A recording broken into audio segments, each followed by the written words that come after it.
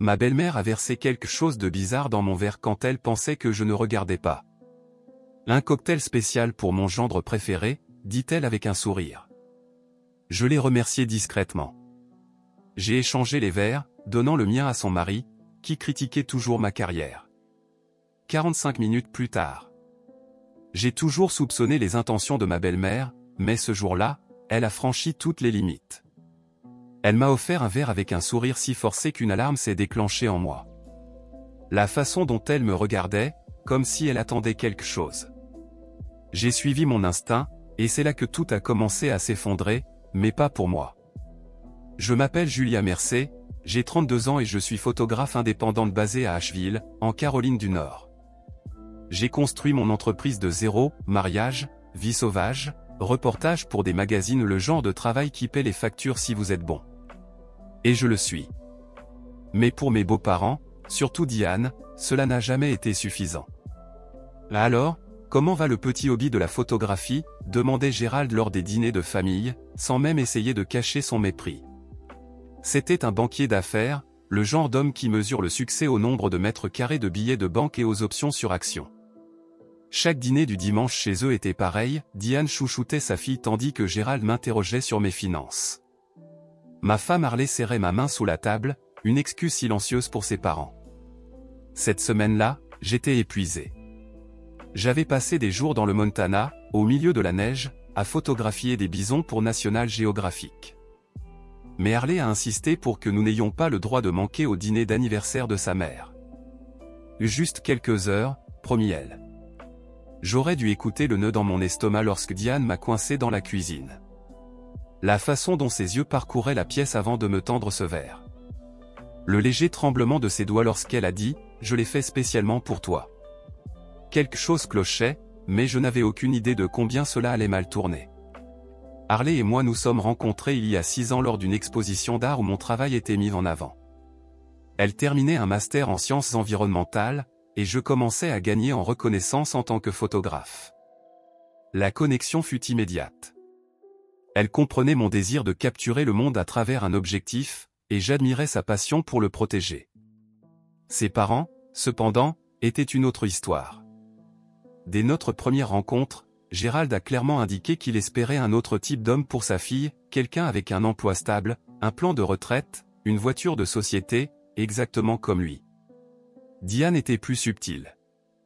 Elle complimentait mes photos, mais demandait quand j'allais me stabiliser avec quelque chose de plus sûr. Elle m'invitait aux réunions de famille, mais me présentait comme le photographe, jamais comme gendre. Pendant des années, j'ai essayé de les conquérir. J'apportais des vins chers pour les dîners, je montrais des travaux publiés, je mentionnais des clients importants. Rien ne changeait leur vision de moi, un passager dans la vie de leur fille, une phase qu'elle dépasserait.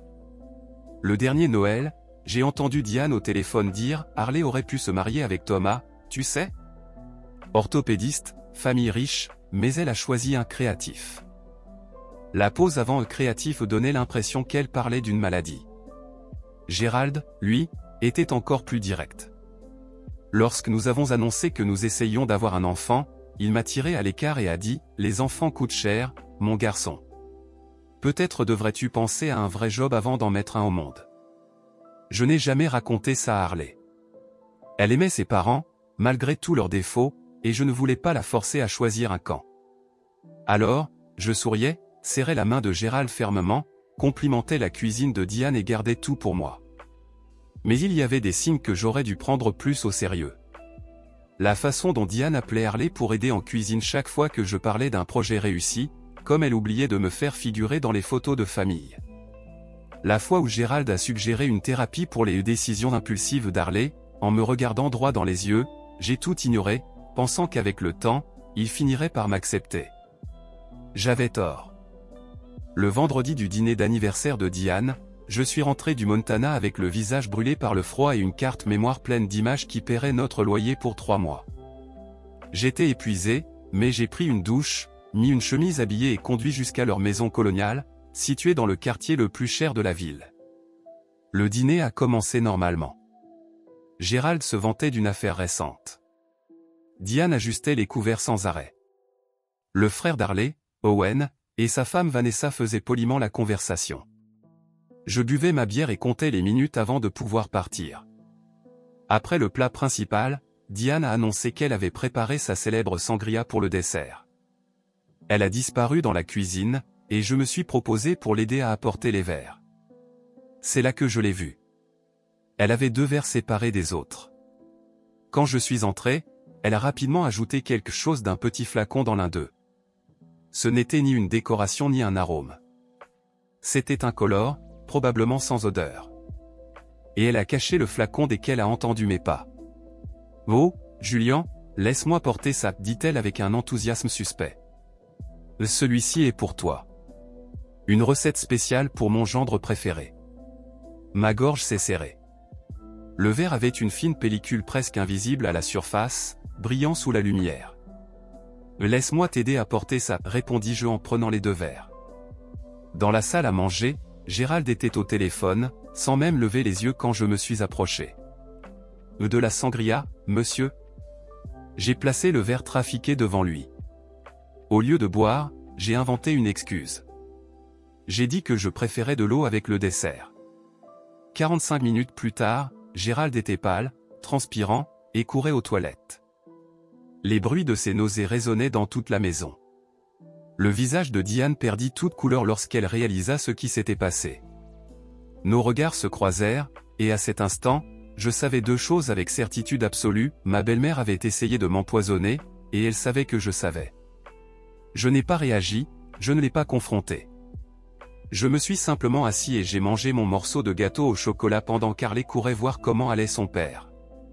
Au milieu du chaos qui suivit, Gérald insistant sur le fait que cela devait être une intoxication alimentaire, Diane bégayant quelque chose à propos de fruits de mer avariés, où j'ai discrètement glissé dans ma poche le verre qui m'était destiné. Quelque chose a changé en moi à ce moment-là. La colère que je ressentais n'était ni chaude ni explosive, elle était froide, calculée.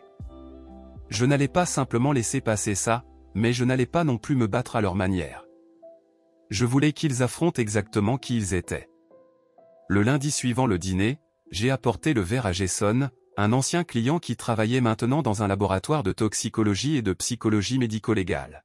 « L'affaire personnelle ou professionnelle ?» demanda-t-il en entendant ce dont j'avais besoin. « L'affaire de famille » répondis-je. 3 jours plus tard, il m'appela. « Julien, il y avait des benzodiazépines dans la boisson. Rien de létal, mais assez pour assommer quelqu'un pendant des heures, peut-être même causer une perte de mémoire. D'où tu as eu ça ? » Je le remerciai et lui demandai un rapport écrit. Je n'ai pas répondu à sa question. Ce soir-là, j'ai dit à Harley que je voulais prendre du recul par rapport au dîner du dimanche. J'ai expliqué que j'avais besoin de me concentrer sur une exposition à venir. Elle fut déçue, mais elle a compris. Je ne lui ai pas parlé des résultats du test. Pas encore. D'abord, j'avais besoin de plus d'informations. Au cours des 2 semaines suivantes, j'ai mené ma propre enquête. J'ai découvert que Diane avait des ordonnances de Xanax auprès de 3 médecins différents. Elle multipliait, voire tripliait les doses depuis des années. J'ai également trouvé des rumeurs à son sujet en ville, comportements étranges lors de fêtes de voisins, accusations de vol de bijoux au club dont elle était membre ou des histoires que la famille faisait tout pour cacher. J'ai rassemblé toutes ces informations et attendu le bon moment. Il est arrivé lorsqu'Harley mentionna que sa mère avait besoin de photos pour un profil sur les réseaux sociaux. Elle a spécifiquement demandé que tu les prennes, dit Harley, surprise par cette requête. J'ai accepté. Le samedi suivant, je suis allé chez eux seul. Sac avec l'appareil photo dans une main, enveloppe scellée dans l'autre. Diane m'attendait vêtue de vêtements coûteux, maquillage impeccable. Gérald est dans le bureau, expliqua-t-elle avant de commencer. Je lui ai parlé doucement, je pense que tu voudras voir ça. Je lui tendis l'enveloppe. À l'intérieur se trouvait le rapport toxicologique, des copies de ses multiples ordonnances. Ses mains tremblaient tandis qu'elle lisait. « C'est absurde, murmura-t-elle. Je n'aurais jamais fait ça. Nous savons tous les deux ce qui s'est passé, interrompis-je. Ce que je ne sais pas, c'est pourquoi. » Son visage se durcit. « Tu n'es pas assez bien pour ma fille. Et tu ne le seras jamais. Un homme doit offrir de la sécurité. Pas des photos. Et droguer le mari de ta fille, ça offre de la sécurité, demandai-je calmement. Ça ne t'aurait pas blessé, rétorqua TL. Juste rendu malade. Pour te faire rater cette ridicule ouverture de galerie dont tu parles depuis des mois. Pour montrer à Harley que tu es peu fiable. Je laissai cela s'imprégner dans le silence. Voici ce qui va se passer maintenant, dis-je finalement. Tu vas dire à Gérald ce que tu as fait. Ensuite, vous deux allez commencer à me traiter avec respect. Non parce que vous aurez changé d'avis à mon sujet, mais parce que sinon, Harley découvrira exactement qui sont ses parents. Diane rit, mais ce fut un rire creux. Elle ne te croira jamais plus tôt que nous. Je pris mon sac avec l'appareil photo. Peut-être pas. Mais elle croira au rapport du laboratoire, aux ordonnances médicales, aux voisins que vous avez éloignés. Es-tu prête à parier ta relation avec ta fille là-dessus? Je suis parti sans prendre une seule photo. Ce soir-là, Diane appela Harley en pleurs, disant que j'avais été grossier pendant la séance, que j'avais été hostile, voire menaçant. Lorsqu'Harley m'a confronté, je n'ai plus pu cacher la vérité. Je lui ai tout montré, le rapport, les ordonnances médicales, et même des messages anciens de sa mère, qui étaient devenus de plus en plus agressifs au fil des années. Ma mère ne ferait jamais ça, répétait-elle, mais sa voix manquait de conviction. Le lendemain, elle a confronté ses parents. Je n'étais pas présent. Quand elle est rentrée à la maison, ses yeux étaient rouges d'avoir trop pleuré. Mon père dit que c'était un malentendu, murmura-t-elle. Que tu essaies de créer un conflit entre nous parce que tu te sens insécurisé par ta carrière. J'ai simplement hoché la tête. Je m'y attendais. Que penses-tu, demandai-je. Elle n'a pas répondu. Elle s'est allongée sur le lit et m'a tourné le dos. J'avais riposté, mais d'une certaine manière, je m'étais enfoncé encore plus profondément dans leur piège. Maintenant, j'étais le méchant de l'histoire, et ils avaient réussi à semer le doute dans l'esprit de la seule personne dont l'opinion comptait vraiment pour moi. Pendant 2 semaines, Harley m'a à peine adressé la parole. Elle allait seule chez ses parents. Elle revenait les yeux rouges et avec de nouveaux doutes. Je me suis plongé dans le travail. Je passais des heures dans mon studio, attendant que la tempête passe. Jusqu'à ce qu'un colis arrive sans expéditeur, avec seulement mon nom écrit à la main d'une manière étrange. À l'intérieur se trouvait une clé USB et un mot, « Tu dois voir ça ». Vanessa, la femme d'Owen. Sur la clé USB, il y avait des vidéos ou des enregistrements des caméras de surveillance de la maison de Gérald et Diane. Les horaires correspondaient à la nuit du dîner. On y voyait Diane dans la cuisine, ajoutant clairement quelque chose dans une boisson. Moi, entrant et prenant les verres.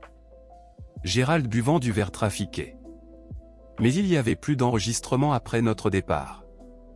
Diane criant sur Gérald, le blâmant d'avoir bu le mauvais verre.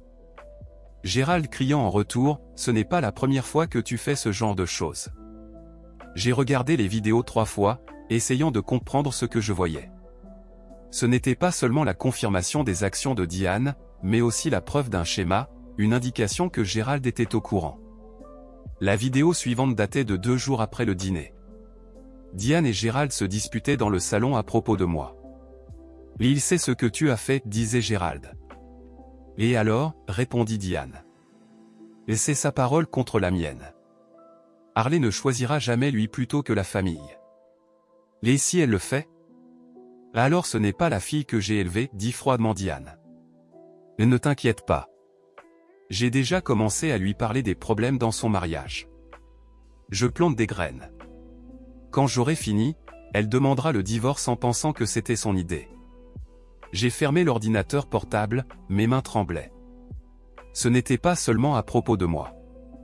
C'était un effort systématique pour contrôler la vie d'Harley, pour l'éloigner de toute personne qui ne correspondait pas à leur vision. Et il faisait ça depuis des années. J'ai immédiatement appelé Vanessa. « Pourquoi m'as-tu envoyé ça ?»« Parce qu'ils ont fait la même chose avec moi quand j'ai épousé Owen, dit-elle doucement.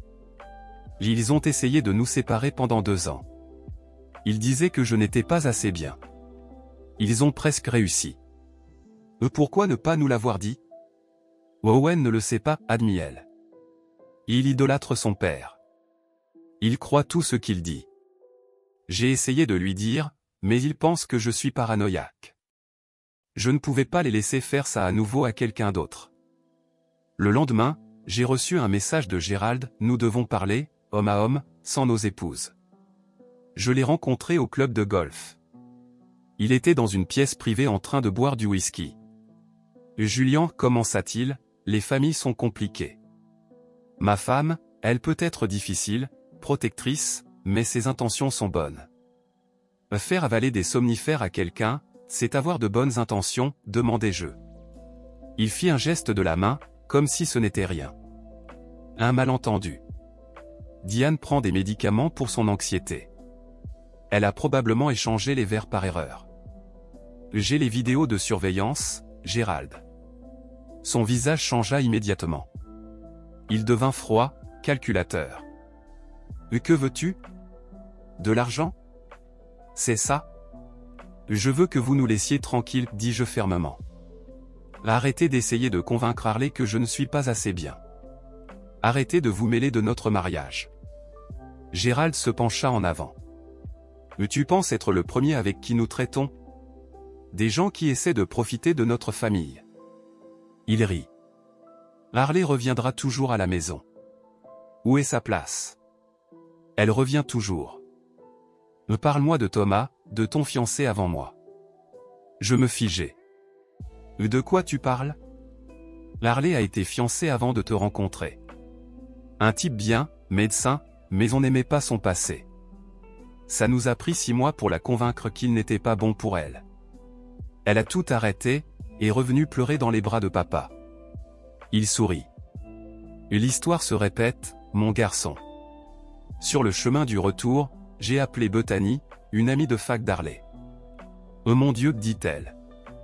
C'était horrible. Il était parfait pour elle, mais ses parents, ils l'ont convaincu qu'il la trompait. Ils ont fabriqué des preuves. Il a essayé de lui dire la vérité, mais quand il l'a fait, elle ne lui faisait déjà plus confiance. Le schéma devenait clair maintenant. Ce n'était pas seulement contre moi, il s'agissait de contrôle, un contrôle total sur la vie de leur fille. Et ils avaient déjà fait ça auparavant. Je n'ai pas immédiatement confronté Harley. J'ai commencé à rassembler toutes les preuves que j'ai pu trouver. J'ai parlé à Thomas, qui au début était réticent, mais quand j'ai expliqué la situation, il m'a envoyé des emails anciens entre lui et Harley, montrant comment ses parents avaient sapé leur relation étape par étape. J'ai contacté d'autres ex-petits amis, des amis proches d'Harley qui avaient mystérieusement disparu de sa vie. Un modèle est apparu, toute personne qui encourageait l'indépendance d'Harley était progressivement éloignée. Vanessa m'a envoyé plus d'enregistrements de discussions entre Diane et Gérald sur leur plan pour nous. Et dès qu'ils divorcent, nous la convaincrons de revenir à la maison, disait Gérald dans un extrait. Mais elle peut s'occuper de la fondation, rencontrer des hommes convenables. J'ai tout rassemblé sur une seule clé USB. Puis j'ai invité Owen, Vanessa et Harley à dîner, sans rien dire à Harley. J'étais sur le point de détruire l'image de sa famille. Au moment du dessert, j'ai connecté mon ordinateur portable à la télévision. Il y a quelque chose que vous devez voir. Pendant 1 heure, nous avons regardé les vidéos ensemble. Harley est restée immobile, le visage pâle, secouant la tête tout du long, murmurant « Ce ne sont pas mes parents ». Quand c'était fini, Harley s'est tournée vers moi, des larmes coulant sur son visage. « Pourquoi tu ne m'as pas dit avant ?»« Parce que j'avais besoin que tu vois tout de tes propres yeux, répondis-je. Pas seulement ce qu'ils m'ont fait, mais ce qu'ils te font depuis toute ta vie. » Owen se leva, furieux. « C'est un mensonge. Tu as trafiqué ces vidéos. Mes parents ne feraient jamais ça. » Vanessa toucha son bras. « Ils nous ont fait la même chose. Tu te rappelles? Pourquoi, selon toi, ils ont commencé à t'apprécier après la naissance de James? Parce qu'avec un petit-fils, ils ont de l'influence, ils ont le contrôle. » Owen pâlit. « Mais tu ne m'as jamais dit ça. » J'ai essayé, murmura-t-elle. « Mais tu n'as pas voulu écouter. » Plus tard, cette nuit-là, Harley s'allongea à côté de moi sur le lit. « J'ai besoin de temps pour digérer tout ça, dit-elle doucement. Mais je te crois, et je suis désolé d'avoir douté de toi. » Le lendemain matin, Diane appela Harley. Elle mit l'appel en haut-parleur. « Ma chérie, j'y pensais. Tu devrais venir rester avec nous un moment, dit Diane, enthousiaste. Ton père et moi sommes inquiets pour toi. Le mariage est difficile, et parfois une séparation apporte de la clarté. Maman l'interrompit Harley, j'ai vu les vidéos. Silence. Quelle vidéo? Les images de sécurité de toi mettant quelque chose dans le verre de Julian, de toi et papa complotant pour détruire mon mariage. Une autre pause. Harley, quoi que cet homme t'ait montré, c'est manipulé. Tu sais que Julian a toujours été jaloux de notre famille. Ça suffit. La voix d'Harley était ferme. On arrive ce soir. Tous, Vanessa, Julian et moi. On va parler de ça en famille. Sans plus de mensonges. Après avoir raccroché, Harley se tourna vers moi. Ils vont nier tout en bloc. Ils vont essayer de retourner ça contre toi. J'ai hoché la tête. Je sais. Et quel est notre plan? Pour la première fois en des semaines, je souris. Je pense qu'il est temps que tes parents rencontrent le vrai moi, celui qui ne se contente pas de prendre des photos, mais sait aussi raconter une histoire. Ce soir-là, nous sommes arrivés chez Gérald et Diane avec mon équipement de caméra. Owen et Vanessa étaient déjà là, assis raides dans le salon. Gérald semblait confiant. Je comprends qu'il y a eu un malentendu. Aucun malentendu, interrompis-je en montant mon trépied. Je documente cette conversation pour les archives familiales. Diane protesta immédiatement. C'est une affaire privée de famille. Exactement, acquiesçai-je. L'affaire de famille. Et je fais partie de la famille. Même si vous avez beaucoup essayé de changer ça. Au cours des 2 heures suivantes, nous avons tout mis sur la table, la boisson, les manipulations, les plans, les ex-petits amis, le schéma qui avait façonné toute la vie d'Harley et d'Owen. Gérald et Diane, bien sûr, nièrent tout. Ils m'appelèrent instable, manipulateur, mais à chaque déni, je montrais une autre vidéo, un autre email. Leur visage devenait de plus en plus pâle, leur déni de plus en plus faible. Finalement, Harley se leva. Je vous aime. Vous êtes mes parents, mais ce que vous avez fait est impardonnable. Vous ne contrôlerez plus ma vie. Owen acquiesça.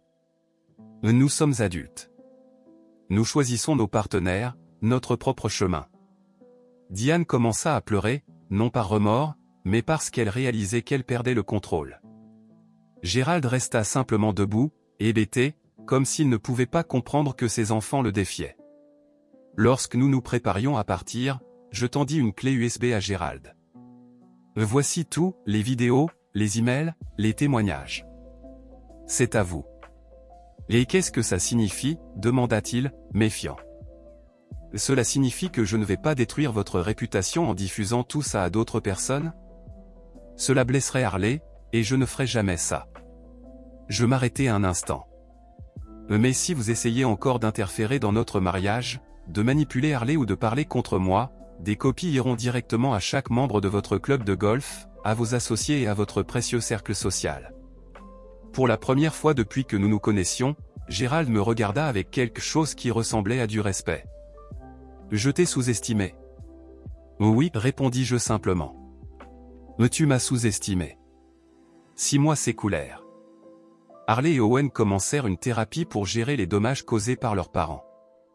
Diane et Gérald gardèrent leur distance, envoyant un message de temps en temps, mais respectant les limites que nous avions imposées. Puis, lors des fêtes de fin d'année, ils nous invitèrent à dîner. Astérisque, un nouveau départ, astérisque disait l'invitation. Ce sont toujours mes parents, dit Harley. Et ils essaient. J'acceptais, mais je n'étais pas assez naïf pour croire qu'ils avaient changé. Quand nous sommes arrivés, tout semblait normal. Diane avait préparé un festin. Gérald était charmant, posant des questions sur mes projets récents avec un intérêt qui paraissait sincère. Après le dîner, Gérald m'appela dans son bureau. « J'ai une proposition pour toi, dit-il en servant un scotch. J'ai réfléchi à ta carrière. La photographie? Eh bien, ça a été bon pour toi, mais as-tu pensé à diversifier? Je peux te faire entrer dans mon entreprise. Poste de junior partner. Le salaire serait élevé. Je pris le verre, mais ne bus pas. Pourquoi ferais-tu ça? Tu fais partie de la famille, dit-il doucement. Et je respecte la manière dont tu as géré ce malaise. Tu as protégé ma fille et maintenu ta position. C'est le comportement d'un vrai homme. Je laissais le verre intact. Je te remercie pour l'offre, mais non. Son sourire se tendit. Julian, sois raisonnable. C'est un geste de paix. Une façon d'avancer. Non, répétai-je. C'est encore une tentative de contrôle. Tu ne peux pas m'acheter, Gérald. Et je ne supporte pas que Harley m'aime exactement tel que je suis. Ne sois pas stupide, siffla-t-il, abandonnant son masque. Tout le monde a un prix. Je me levai. C'est là que tu te trompes. Et c'est pourquoi tu ne comprendras jamais ta fille. Je retournai à la salle à manger, où Diane montrait des albums photos à Harley. Regarde ça, disait-elle. Tu étais si heureuse quand tu vivais ici. Harley croisa mon regard de l'autre côté de la pièce. À mon expression, elle comprit que quelque chose s'était passé. Je fis un léger signe de tête, et elle se leva. Maman. Papa, annonça-t-elle d'une voix ferme. J'ai quelque chose à vous dire. Tous se tournèrent vers elle. Nous allons avoir un bébé. Julian et moi sommes enceintes de 3 mois. Le choc sur leur visage fut réel. Diane se reprit la première, courant pour embrasser sa fille. Les larmes aux yeux. Gérald s'approcha plus lentement, regardant alternativement Harley et moi. Félicitations, dit-il avec raideur. Merci, répondis-je, puis je baissai la voix pour qu'il soit le seul à entendre. Cet enfant ne sera jamais une pièce sur ton échiquier. Je te le promets. Son visage se durcit, mais il hocha une fois la tête, comprenant le message. Sur le chemin du retour ce soir-là, Harley serra ma main. Ils ne changeront jamais, n'est-ce pas? Je ne répondis pas honnêtement, mais dis.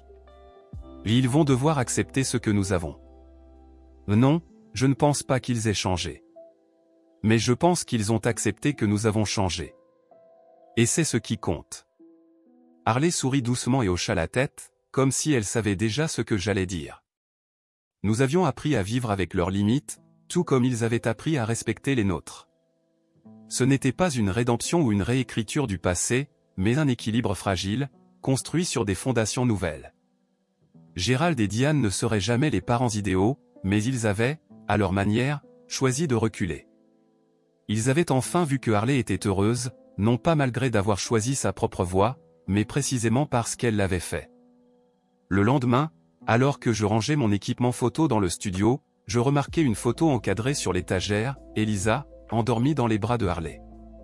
C'était une image parfaite, capturant l'amour inconditionnel et le lien familial que nous avions forgé loin des ombres du contrôle et des attentes irréalistes.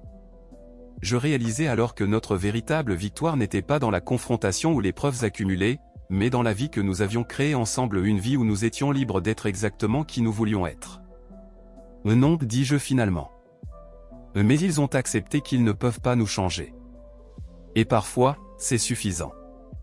Plus tard, assis sur la véranda, en observant les étoiles apparaître au-dessus des montagnes, avec Elisa endormie dans son berceau à l'étage, j'ai réalisé quelque chose que je n'avais jamais pu exprimer auparavant. Je n'ai pas gagné en jouant selon les règles de Gérald et Diane. J'ai gagné précisément parce que j'ai refusé de jouer. J'ai tenu ma position, protégé ma vie selon ma propre définition de succès. Non pas avec des intrigues ou des manipulations, mais avec honnêteté et une persistance silencieuse. Au final, c'est la vengeance la plus satisfaisante de toutes, vivre bien à ma manière, avec la famille que j'aime à mes côtés. Commentaire. Les gars, cette histoire est un véritable avertissement sur la façon dont la manipulation familiale peut affecter nos vies. Pour moi, ce qui ressort le plus, c'est le courage de rester fidèle à ses propres valeurs, même lorsque tout le monde essaie de vous pousser vers un modèle qui n'est pas le vôtre.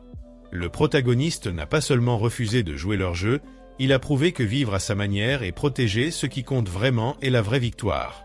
Et vous ? Avez-vous déjà vécu une situation où vous avez dû vous affirmer contre la pression des autres ?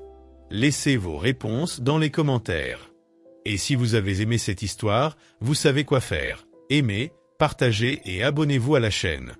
Ah, Et bien sûr, il y a 2 autres histoires pleines de rebondissements ici à l'écran qui vous attendent. À la prochaine. Yeah.